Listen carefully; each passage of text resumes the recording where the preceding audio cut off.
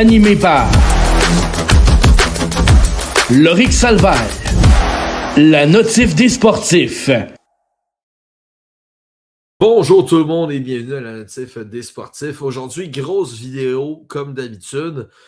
Que se passe-t-il à Buffalo? Buffalo qui sort d'une streak de 10 victoires de suite pour ensuite perdre un match et revenir directement après sur le chemin de la victoire. Donc, on va aller voir c'est quoi qui s'est passé durant le temps des fêtes et ensuite aller voir le line-up des sortes de Buffalo pour essayer de comprendre comment cela a-t-il pu se passer. Avant de se lancer dans le vif du sujet, n'hésitez pas à écrire dans les commentaires vos opinions sur les sortes de Buffalo, à liker la vidéo, à la partager. N'hésitez pas à vous abonner à la chaîne. Et si vous êtes un grand fan de la coupe, n'hésitez pas à appuyer sur la petite cloche qui va vous permettre d'être notifié à chaque sortie de vidéo. La Coupe, c'est pas juste la Ligue nationale de hockey, c'est aussi le hockey junior avec la LHJMQ, la WHL et la OHL, ainsi que le Midget 3A. N'hésitez pas à aller lire les articles écrits sur le site à la Coupe ou sinon le podcast Sphère Junior, où est-ce que vous allez avoir tous les détails sur ce hockey, tandis que la notif des sportifs et la partie LNH des articles sur le à la Coupe va permettre à vous d'être renseigné sur la Ligue nationale, avoir les nouvelles de dernière minute ou de dernière heure. Donc, n'hésitez pas à aller voir tout ça. Maintenant, qu'est-ce s'est-il passé à Buffalo? Au courant du temps des fêtes, Kevyn Adams, DG des dernières années des Sorts de Buffalo, s'est fait remercier de son poste et c'est maintenant Jarmo Kekalainen qui a pris son poste en tant que DG de Buffalo. Et mon Dieu, qu'il était temps qu'il y ait du changement à Buffalo. Jarmo Kekalainen, c'est lui qui a été directeur général des Blue Jackets pendant un très grand nombre d'années. C'est lui qui a monté l'équipe composée de Bobrovski, Duchesne, Panarin et tout ça. C'est lui qui en est l'architecte. Lui qui a repêché, exemple, des Shinakov, des Voronkov, lui qui n'a pas peur d'aller du côté européen de la chose pour aller chercher les meilleurs talents. Donc, préparez-vous à ce qu'il y ait des changements aussi du côté du style de repêchage des sabres de Buffalo. Mais ça a été un très grand changement du côté de cette équipe-là. Puis hâte de voir s'il va en avoir d'autres. Et il y a des très bonnes chances d'en avoir d'autres parce que Jarmo Kekalainen, en conférence de presse, a dit « No one is safe ».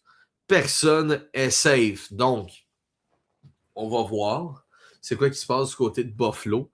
Mais c'est un énorme changement qui est arrivé. Pour moi, je trouve que c'est aussi une culture qui est à retravailler du côté des Sables de Buffalo. Donc, des fois, la culture commence du propriétaire avec les Pegulas, je ne me souviens plus le nom exact.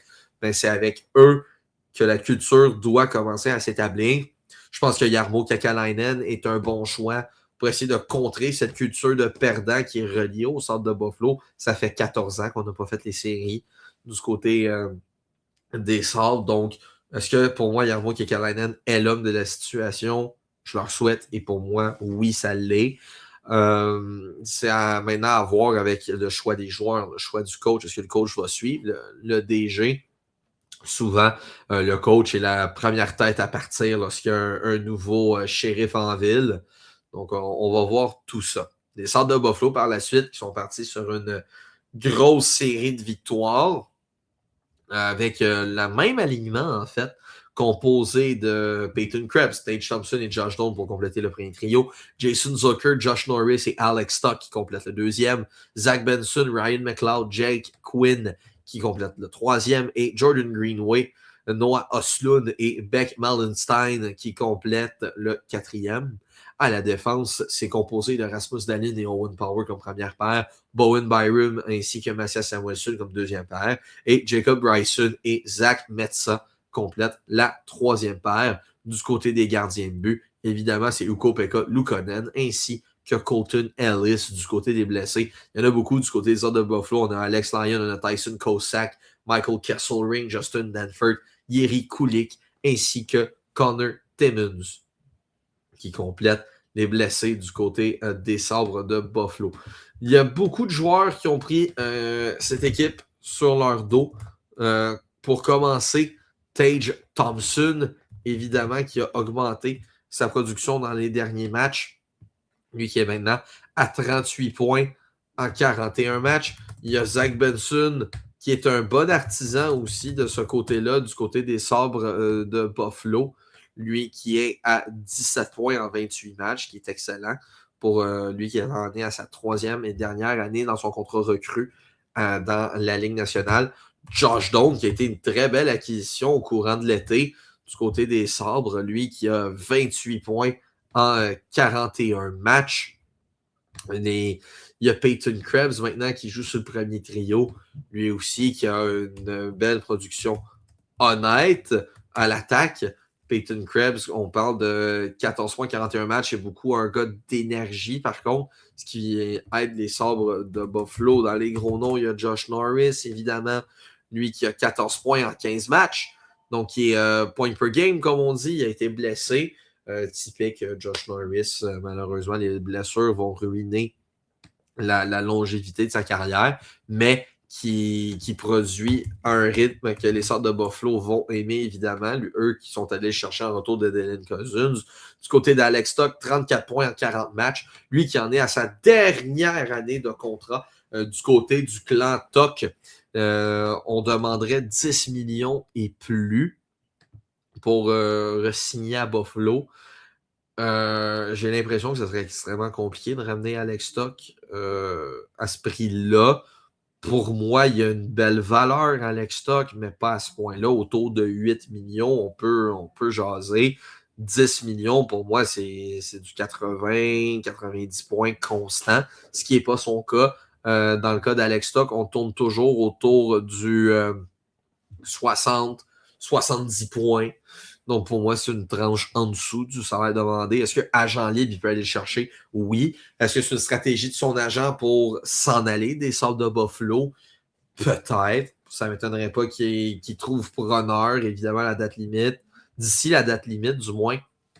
Ce qui va aider grandement les Sabres en termes de retour potentiel. Si on regarde du côté de la défense, Rasmus Dahlin, encore une fois, 28 points en 37 matchs. Toujours exceptionnel offensivement. Du côté de Owen Power, on a 13 points en 40 matchs, mais Owen Power, c'est vraiment sa responsabilité défensive qui fait lui un excellent joueur, lui qui est présentement à -2 seulement du côté de Buffalo. Sinon, il y a Bowen Byram, lui qui cumule 22 points en 41 matchs, qui a un plus-minus de 0. Donc, ce qui est quand même assez bien de son côté. Et finalement, Mathias Samuelsson qui complète le top 4. On va aller voir ses statistiques. Mathias Samuelsson, lui qui a 20 points en 40 matchs avec un plus 17 de rendement. Donc, c'est un défenseur qui produit avec un très bon différentiel, ce qui l'aide à être un défenseur très important du côté des Sabres de Buffalo. Kesselring est un défenseur qu'on est allé chercher au courant de l'été. Michael Kesselring, 10 points en 16 rencontres. 0 points en 16 rencontres, fiche de -4. Beaucoup plus compliqué dans son cas, mais c'est un défenseur top 6 qui peut aller chercher de la stabilité du côté des Sabres de Buffalo. Si on regarde du côté des gardiens de but, Ukko-Pekka Luukkonen en est le gardien partant. Lui qui, en 15 rencontres, a 8 victoires, 6 défaites, une défaite en prolongation, 2,61 de buts alloués par match avec un taux d'efficacité de 903, ce qui est bien pour un gardien qui est reconnu pour jouer à Buffalo. Mais c'est un peu en dessous des attentes. On se souvient qu'il a été blessé au cours de la saison. Ça peut jouer là-dedans aussi. Du côté de Colton Ellis, 8 matchs, 4 victoires, 3 défaites, 895 avec un taux d'efficacité de 3,25. Donc, de ce qu'on peut voir, chez les Sabres de Buffalo, le problème est plus défensif, gardien de but-ish, qu'à l'attaque. L'équipe qui a commencé à se replacer. C'est quand même très intéressant de voir les Sabres. On dirait qu'à chaque saison, que ce soit décembre ou janvier, les Sabres de Buffalo connaissent une série de matchs incroyables pour ensuite s'estomper par la suite. Donc, je me demande si c'est ça qui va arriver. Si c'est le cas, qu'est-ce que Jarmo Kekalainen va faire? Est-ce qu'il va faire une vente de feu? On se souvient que dans les dernières semaines de Kevin Adams comme DG, Tage Thompson était lié à des rumeurs de transactions. Les Sabres ne voulaient pas l'échanger. Owen Power, son nom a sorti dans certaines rumeurs de transactions, pas beaucoup, mais son nom est sorti pareil. Il n'y a pas eu de suite, mais le fait que son nom a été nommé, ça fait en sorte qu'il y a un intérêt. Est-ce que les Sabres de Buffalo peuvent être intéressés à vendre Owen Power? Qu'est-ce que ça veut dire pour Rasmus Dahlin? Aussi, est-ce que les Sabres de Buffalo veulent se départir de leur défenseur numéro 1 qui est dans son prime? C'est à voir. Est-ce que ça veut dire pour Alex Stock, qui est probablement lui dans la porte de sortie, qu'est-ce que ça veut dire pour Josh Norris? Pour moi, il y a plusieurs points d'interrogation à Buffalo et ça va être une équipe à surveiller sur le marché des vendeurs. Parce que pour les points que j'expliquais, mais Buffalo, c'est de l'instabilité. À chaque saison, c'est de l'instabilité, que ce soit derrière le banc ou avec les joueurs. On ne sait jamais c'est quoi qu'on va obtenir des Sabres de Buffalo. J'espère qu'il y a des partisans qui regardent et je leur souhaite les séries. Évidemment, les Sabres sont longuement dus à les faire. C'est sûr que le retour d'Eric Kulik dans l'alignement, ça va aider. Lui qui va probablement retourner sur le premier trio accompagné de Tage Thompson et Josh Doan.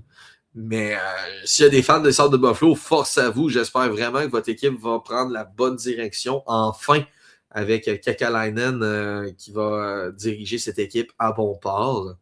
Donc, n'hésitez pas à écrire dans les commentaires vos opinions sur les Sabres de Buffalo. C'est toujours un plaisir de regarder ça avec vous. En mon nom personnel, c'est Ulrich Salvaille. Je vous souhaite une excellente journée. Salut tout le monde et à la prochaine vidéo. Ciao!